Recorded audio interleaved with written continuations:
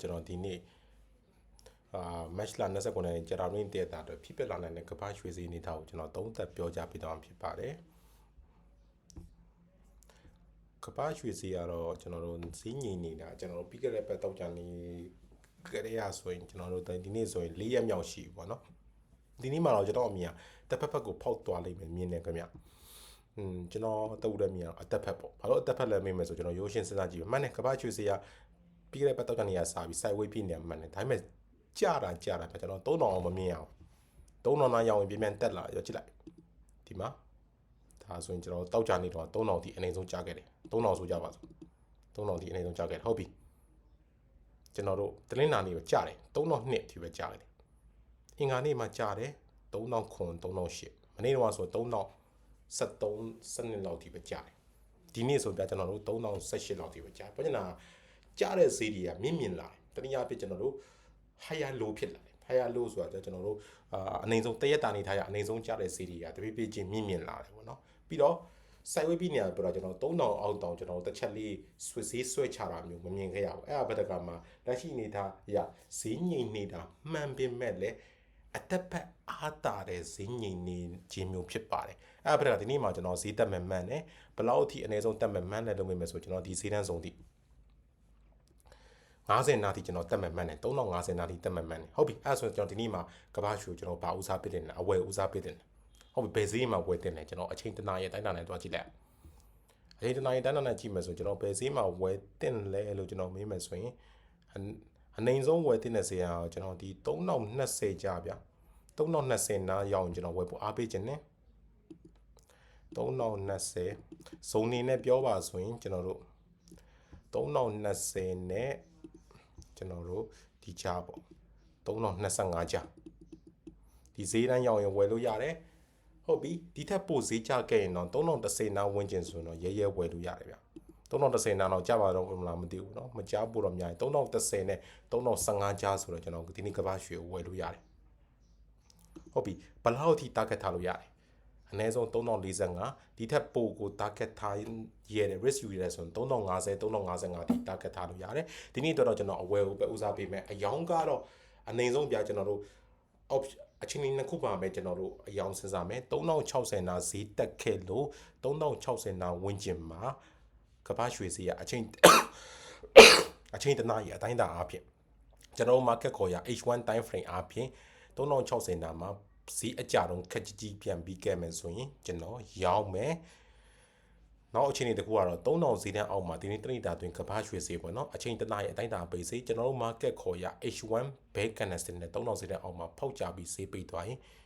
ကဘာရွှေကိုရေတူရောင်းမှာဖြစ်ပါတယ်အဲ့လို3000ဈေးတန်းအောက်မှာဖောက်ပိတ်သွားရင်เนาะကျွန်တော်တို့2980လောက်ဒီဈေးကျနိုင်တယ်အဲ့လိုပဲ3060နားမှာဈေးအကြတော့ခက်ကြီးတုံးပြီးခဲ့တယ်ဆိုရင်လည်းကျွန်တော်3030နားဒီဈေးအကြမျှော်လို့ရပါတယ်အဲ့လိုအချိန်မျိုးဆိုတော့ရောင်းမယ်မဟုတ်ရင်တော့ဒီနေ့အတွက်ကဘာရွှေကိုဈေးကြတိုင်းဝယ်ဖို့ပဲကြိုးစားမယ်ကျွန်တော်ပြောခဲ့တဲ့3020နဲ့3025ကြားမှာဝယ်မယ်3010နဲ့3015ကြားမှာဝယ်မယ်ဒါပါပဲကျွန်တော်ဒီနေ့အတွက်အဝယ်ဦးစားပေးမယ်တကယ်လို့ဒါဒီနေ့တရက်တာကဘာရွှေရဲ့အပိတ်ဈေးတာတရက်တာအဖြစ်ပေါ့နော်ကျွန်တော်တို့ဘယ်ပေါ်ပိတ်ခဲ့ရင်လဲဆိုတော့3050ပေါ်ပိတ်ခဲ့ရင်တော့မကြခင်3100ဈေးတန်းမြင်ရပါလိမ့်မယ်မဟုတ်ဘဲနဲ့စန့်ကျင်ဘက်နေတယ်ပေါ့ဒီနေ့တရက်တာကဘာရွှေရဲ့အပိတ်ဈေးတာ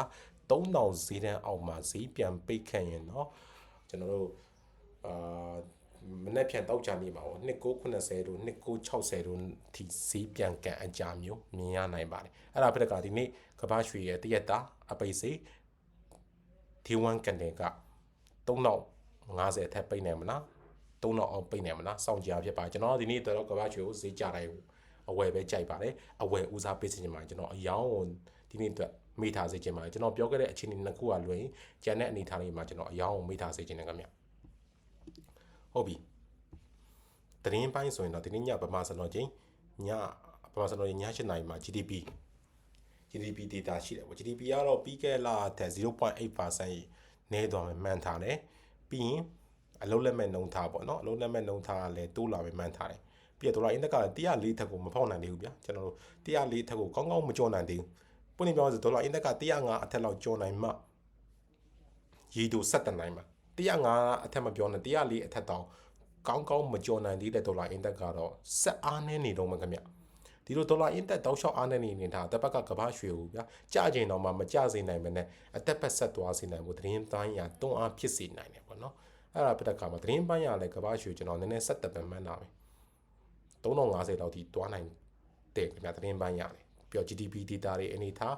initial ကြောလက်ကလေးအပတ်စဉ်ထုတ်ပြန်နေကြအလုံးလက်မဲ့စစ်တမ်း3data ကလည်းမကောင်းလို့မှန်းထားတာဆိုတော့လေအဲ့ဒါဆိုကျွန်တော်ကဘာရွှေကိုကျွန်တော်တို့သတင်းပိုင်းရတယ်ဒီနေ့သူအတက်မှန်တယ်တစ်ဖက်က trend ကတော့ငြိမ့်နေတယ်ဒါသူအစိုးရဖွဲ့တယ်မှာပြဿနာတက်နေလို့လည်းဖြစ်ကောင်းဖြစ်နိုင်တယ်ပေါ့ဒါ trend ငြိမ့်နေတာကအကောင်းနဲ့ငြိမ့်နေခြင်းမဟုတ်ဘူးမကြခင်မှာတခုခု breaking news တွေနဲ့ထပ်ပြီးတော့သတင်းစင်မြင့်ကိုပြန်ရောက်လာနိုင်တယ်အဲ့ breaking news တော့သတိထားဗျဒီနေ့ညတော့မဟုတ်ကျွန်တော်ထင်တာတော့